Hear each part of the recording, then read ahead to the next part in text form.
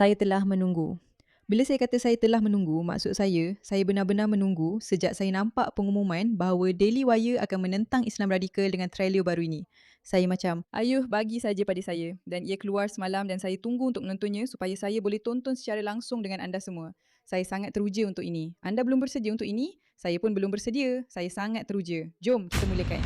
Negara anda sangat hina. Kami yang mencintai dan berkhidmat kepada Allah telah melawan orang Amerika dan Zionis daripada wabak sekularisme dan tanah-tanah orang kafir.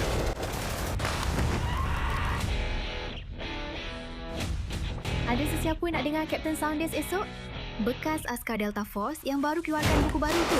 Dia memang bertentangan sepenuhnya dengan para penunjuk perasaan yang tak berotak tu. Memandangkan keadaan semasa, patutkah Clay Saunders dibenarkan berada di kampus? Encik Saunders ialah kawan rapat Chancellor Friedman. Ini adalah keputusan yang saya tak boleh bantah. Terdapat 3 cara Islam akan menakluki Barat. Melalui imigresen, melalui rahim wanita-wanita kita, dan dengan menggunakan kebebasan negara kita untuk melawan kita. Adakah anda sedang memberi perhatian?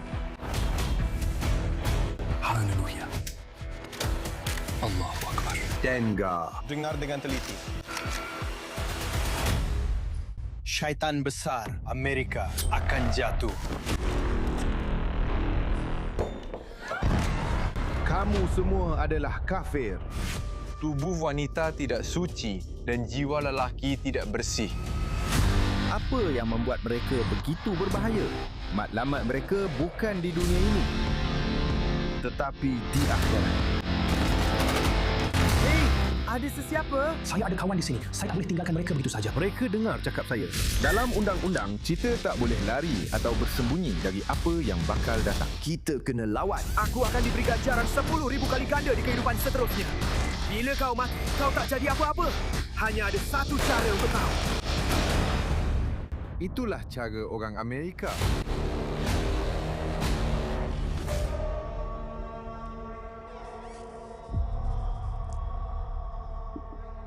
Apa yang boleh saya katakan ialah saya tak sabar menunggu 16 September.